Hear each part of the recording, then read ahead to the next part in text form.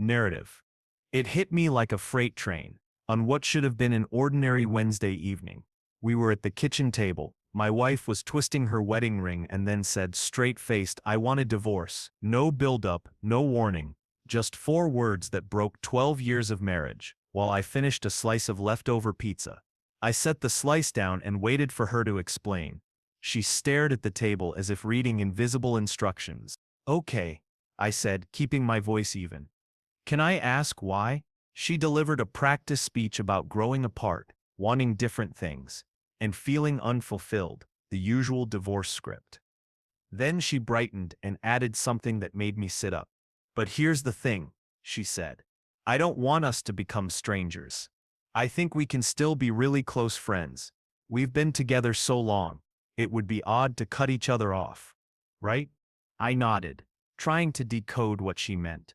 She wanted the freedom to start a new life, but also to keep me as emotional support, a handyman, an emergency contact, maybe even a financial fallback. "Close friends," I echoed. "What exactly does that look like to you?" Her face lit up. She explained, still there for each other, still helping with problems, still calling when something important happens, just without the marriage. I almost laughed. She wanted the perks of having a husband without being married. Instead of arguing, I played along. "That sounds reasonable," I said. Her shoulders relaxed. "Friends help friends, right?" she said.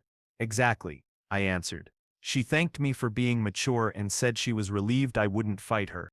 What she didn't know was I was already thinking about what friendship really means. Real friends set boundaries. Real friends don't unload their problems every time life gets hard. They don't expect unlimited emotional labor or to be a standing financial safety net.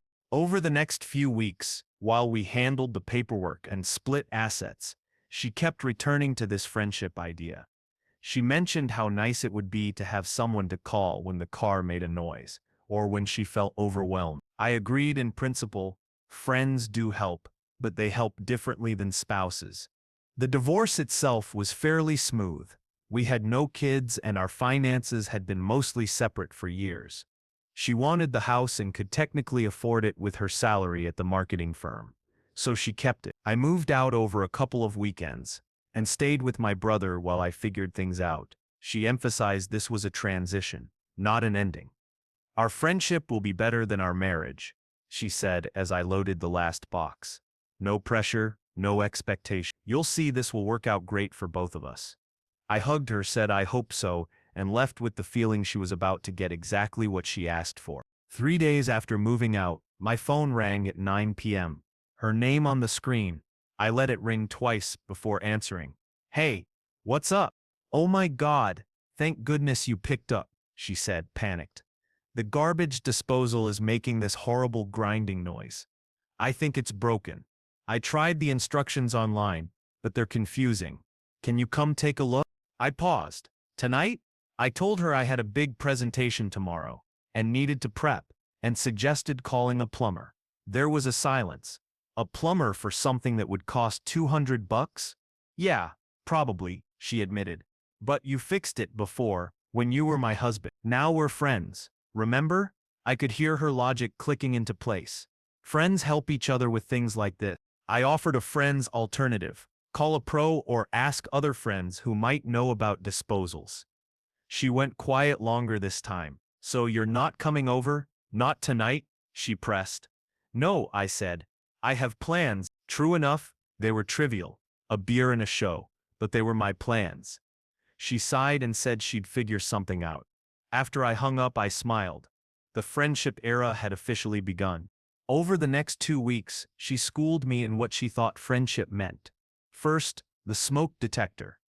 At 3 a.m. the battery started chirping and she called, desperate. "Can you come over and fix it? It'll take 2 minutes." I was awake now. "Take the battery out and deal with it tomorrow," I suggested. "YouTube exists, or ask a neighbor." She objected that she couldn't bother the neighbor at that hour. "But you can bother me," I said. That seemed to surprise her.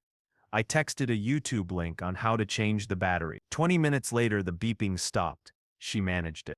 Then the car trouble. Her check engine light came on during lunch. She called, terrified it might explode. Cars don't explode from a check engine light, I said, and asked when she'd last done an oil change. A while ago, she said. I suggested it probably needed an oil change or tune-up, and offered the name of a reliable shop. She made a frustrated noise. "You're not going to help me with this?" she said. I'd given her a trusted mechanic. That's what friends do. Share information and resource. She said she'd handle it herself. The pattern continued.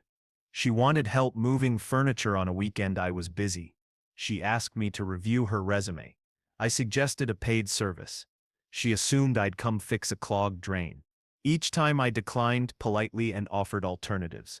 Each time she sounded surprised I wasn't dropping everything. The breaking point came on a Friday evening, when my phone showed 7 missed calls from her. I called back thinking something serious had happened. "I locked myself out of the house," she said, breathless. That was the whole crisis. I asked if she'd called a locksmith. Yes, $200 and an hour wait. I could be there in 20 minutes for free, but I wasn't going to. "You wanted to be friends, right?" she said. "Friends don't expect each other to drop everything and run across town for non-emergencies," I said. "Friends have boundaries and respect each other's time." The silence was heavy. Finally she texted, "Locksmith came, $180. Thanks for nothing," I replied. "Glad you're inside safely, you handled it." The real test came 6 weeks after the divorce was final. A Saturday morning my phone buzzed. "Emergency. Need to talk ASAP. Can you come over?" Against better judgment I went. She sat at the kitchen table surrounded by past due notices and paperwork, looking exhausted. "Thank God you're here," she said, hugging me. "I'm in serious trouble." "What kind of trouble?" I asked, scanning the bills. The mortgage payment was due Monday, and she was $800 short. Her list of unexpected expenses, car repairs, a broken washing machine, an out-of-pocket conference, left her short. She asked me to loan the $800, promising to repay it with her reimbursement. There it was, the real reason she wanted to remain friends. The safety net. "You divorced me, took the house, and now you want me to help pay for it?" I said. She insisted it was temporary and she could normally afford the payments. I pointed out a concerning pattern. If she was already $800 short after 2 months, could she really afford the house long-term? She became defensive and then tearful, pleading for help. I suggested practical options: call the mortgage company, request a grace period, or sell the house and downsize to something affordable. She reacted with anger and disbelief. "What happened to you? You used to care about me." I answered honestly, "I care, which is why I wasn't enabling poor decisions." Enabling is different from helping once in a real emergency. One mortgage payment now could become another later. She had no plan for repeated shortfalls. I stood to leave and gave one last piece of honest advice. Call the mortgage company and explain the situation. They might negotiate a payment plan. Ask family for help, or take a small personal loan, normal options when money's tight. My parents already think the divorce was a mistake. I can't ask them for money, she said. Then maybe they're right, I replied, heading for the door. She followed me. What if I paid you interest, like a real loan? She pleaded. I turned back. What if you acted like the independent adult you said you wanted to be? I said. This isn't fair, she protested. Fair? I asked. You wanted out of the marriage. You wanted to be on your own. You got exactly what you asked for. The fact it's harder than you expected doesn't make it my responsibility. Friends don't pay each other's mortgages. Friends set boundaries. She stood in the doorway crying. Part of me felt sorry for her, but mostly I knew this was a lesson she needed. Choices have consequences, and divorce means actually being divorced. On Monday she texted, "Found another solution.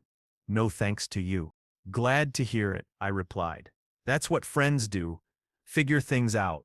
I never learned what her solution was, but 3 weeks later I drove past and saw a for rent sign on the lawn. She'd moved in with a roommate and rented out the house to cover the mortgage. Smart move. I was quietly proud. That's what friends do. They believe someone can solve their own problems. Life keeps throwing curveballs. 3 months after the mortgage drama, I was at my cousin's birthday, at a sports bar, when I noticed a familiar face, my ex-wife's best friend, sitting alone and looking miserable. We'd met lots of times before, but never one-on-one. My ex usually dominated the conversation. I hesitated, then approached. "Mind if I sit?" I asked. She looked up, surprised, then smiled. "Sure, you look about as thrilled as I am." We ordered beers and she laughed, a genuine laugh I'd never heard from her before. We fell into easy conversation, bad referee calls, the best tacos, and then she mentioned work. "Graphic design," she said, "mostly corporate sites and marketing, not glamorous but it pays." After an hour she asked, "How are you holding up with everything?" I shrugged, "Better than expected. The divorce was the right call." She nodded slowly. "I figured you'd say that. She always complained about you, but the things she complained about were actually good." "Like what?" I asked. "Being practical, paying attention to budgets and savings, not being impulsive." Those sounded like complaints, until she told me my ex had splurged on a Vegas weekend, posted it on Instagram, then rang up crying about how she'd miss a car payment. "Did you help her?" I asked. "No, I told her to call her bank and set up a payment plan.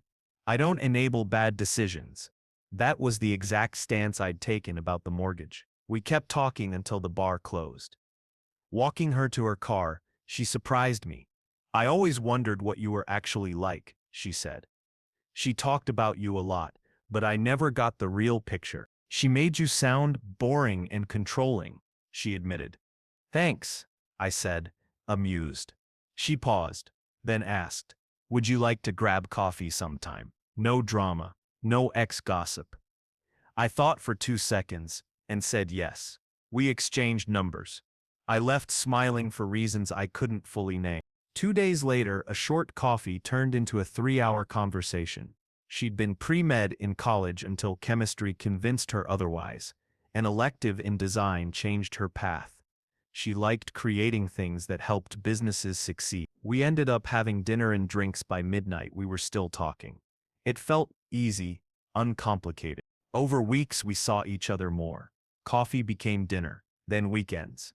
She introduced me to art galleries and farmers markets. I showed her hiking trails and taught her pool. She paid her own way, kept her promises, and didn't manufacture drama. She treated me as an equal, not as someone hired to fix her life. One evening, while walking in a park, she said quietly, "I owe you an apology." "For what?" I asked. "For not seeing what was happening in your marriage." I knew she complained, but I didn't realize how bad it was. I should have told her when she was wrong. "Why didn't you?" I pressed. I was a coward. It was easier to listen than to speak up. Watching how the divorce unfolded made me see I should have said something. "You mean she expected you to keep solving everything for her even after the divorce?" I said. "That's not friendship." "That's not how anything works," she said. "You handled it perfectly. You gave her exactly what she asked for." Driving home that night, I realized a casual coffee had turned into something real, uncomplicated, and good.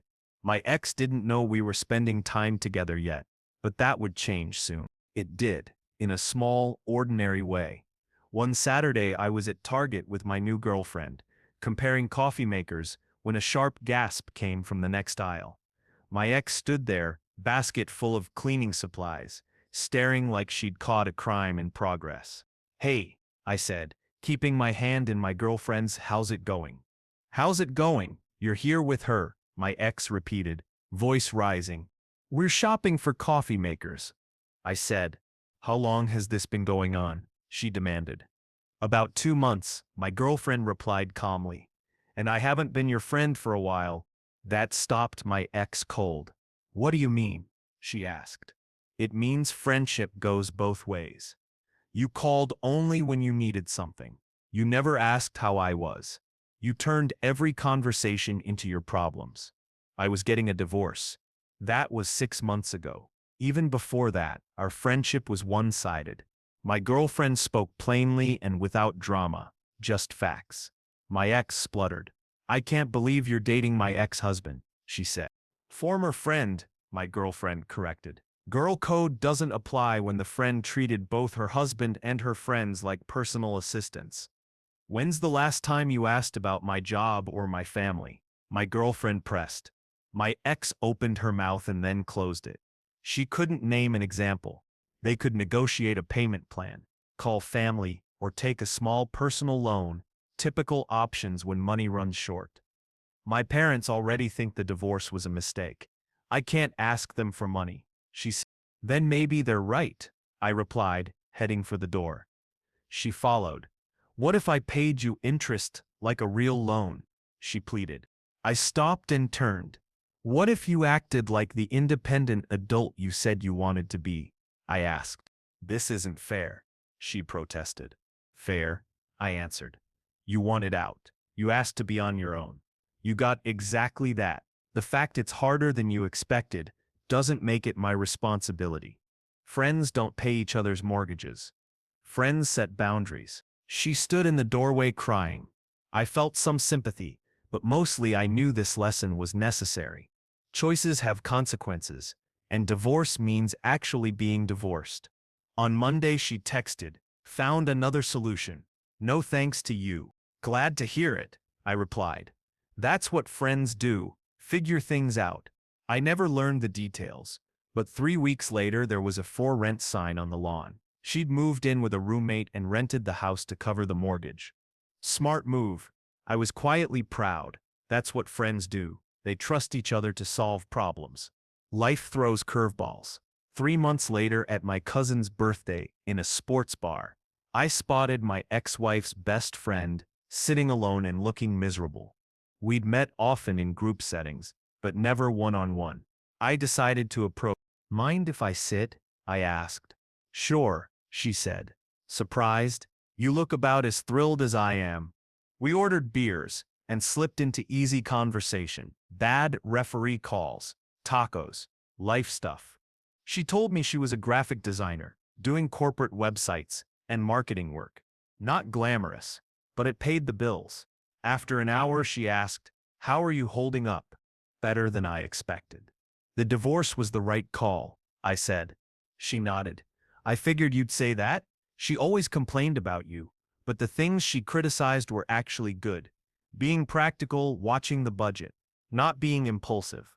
Those sounded like complaints until she told a story. My ex had posted a Vegas weekend on Instagram, then called crying because she couldn't make a car payment. Did you help her? I asked. No, she said. I told her to call her bank and set up a payment plan. I don't enable bad decisions. That was the same stance I'd taken with the mortgage. We talked until closing time. On the walk to her car, she surprised me. She'd always wondered what I was actually like because my ex had painted a one-sided picture. She said my ex made me sound boring and controlling, which wasn't true. Coffee sometime? She asked. No drama, no ex-gossip. 2 days later, a quick coffee turned into a 3-hour conversation. She'd been pre-med in college until chemistry convinced her otherwise. An elective in design redirected her path. She enjoyed building things that helped businesses. We had dinner, then drinks. The evening felt easy and uncomplicated. Over the next few weeks, coffee became dinner, and dinners became weekend plans. She introduced me to galleries and markets. I showed her hiking trails and how to play pool. She paid her way, showed up on time, and didn't manufacture drama. Most importantly, she treated me as an equal, not a personal problem solver. One evening as we walked in a park, she said softly, "I owe you an apology." For what? I asked. For not seeing what was happening in your marriage. I listened to her complaints instead of speaking up when it mattered. I was a coward. Why didn't you intervene? I asked. It was easier to listen than confront. Watching the divorce made me realize I should have said something. She expected you to fix everything even after the divorce. That's not friendship. That's not how anything works, I said. You handled it perfectly. You gave her exactly what she asked for. Driving home that night, I realized a casual coffee had turned into something real, uncomplicated and good. My ex didn't know about us yet, but that would change. It did, in a very ordinary way. One Saturday at Target, We were comparing coffee makers when my ex appeared in the next aisle, staring as if she'd walked into a crime scene. She confronted us. "How long has this been going on?" she demanded. "About 2 months," my girlfriend replied calmly. "And I haven't been your friend for a while now." That stopped her. "What do you mean?" she asked. "It means friendship goes both ways," my girlfriend said. "You only called when you needed something. You never asked how I was. Conversations were always about your problems. I was getting divorced. That was 6 months ago. Even before that, our friendship was one-sided." My ex sputtered, then snapped. "I can't believe you're dating my ex-husband." "Former friend," my girlfriend corrected. Girl code doesn't apply when the friend treated her husband and friends like unpaid help. "When's the last time you asked about my job or my family?" my girlfriend pressed. My ex couldn't name an example. The aisle cleared as my ex stormed off, leaving her basket behind. I looked at my girlfriend. That went better than I expected. "Give her time," she said. "The real drama's probably starting." She was right, but for the first time in years I was curious to see how it would play out, because I had someone who understood that both friendship and marriage should be partnerships between equals, not one-way support systems. 2 weeks later, the final confrontation came. My ex showed up at my door dressed up, hair and makeup perfect. "We need to talk," she said, pushing past me into the living room. "About what?" I asked. "About us. About the mistake we made. This divorce experiment isn't working." "It's working for me," I said. She claimed she'd been wrong, that she'd been demanding, and that she could change. "I miss you," she said. "I miss us." "You mean you miss having someone solve your problems for free?" I asked. "No, I miss what we had. I threw away something good," she insisted. "Independence turned out to be loneliness with extra bills." "And what about her?" I asked, nodding to the kitchen where my girlfriend was prepping dinner. "She's just using you to get back at me," my ex said. "That's not true," my girlfriend replied, appearing at the doorway. "I didn't plan anything, I just recognized a good man." "This is none of your business," my ex snapped. "It became my business when you showed up uninvited," I said. "Our home? It's not your home anymore. You moved in together," she said. "Turns out it's easy living with someone who doesn't treat you like hired help," I answered. She suggested counseling. "We could try again," she said. "There's nothing to fix," I said firmly. "We chose divorce. You chose independence. If you wanted the benefits of marriage without commitment, that was your decision. Independence means taking care of yourself." She started crying. I didn't comfort her the way I used to. "So you'll just throw away 12 years?" she demanded. "You threw it away when you chose something different," I said. "I'm not responsible for undoing your choices." She looked at my girlfriend with hatred. "I hope you're happy. You destroyed a marriage." "You destroyed it yourself," I said, "by treating your husband like an employee, not a partner." "Is this what you want?" she asked. "A rebound?" "That's the wrong thing to say," I replied coldly. "She's not leftovers. She's not anybody's afterthought. This is a healthy relationship. You wouldn't recognize it." "Get out," my girlfriend said quietly. My ex took in the scene us together and stumbled out the door. "You'll regret this," she said. "The only thing I regret is not doing it sooner," I said. After she left, we stood in the quiet living room for a moment. "Think she'll try again?" my girlfriend asked. "Probably," I said. "But it won't matter." "Why not?" she asked. "Because I finally learned the difference between being needed and being wanted. I'd rather be wanted." 6 months later, I heard through mutual friends she'd moved back in with her parents. The house was foreclosed and the roommate plan had failed. I felt sorry in the way you feel for anyone having a hard time, but I did not feel responsible to fix it. That's what real friendship looks like. Caring without controlling, supporting without enabling. Sometimes the kindest act is letting someone face the consequences of their choices, even if they were once your spouse. Our story ends here. If you made it this far, please consider subscribing. It helps us a lot.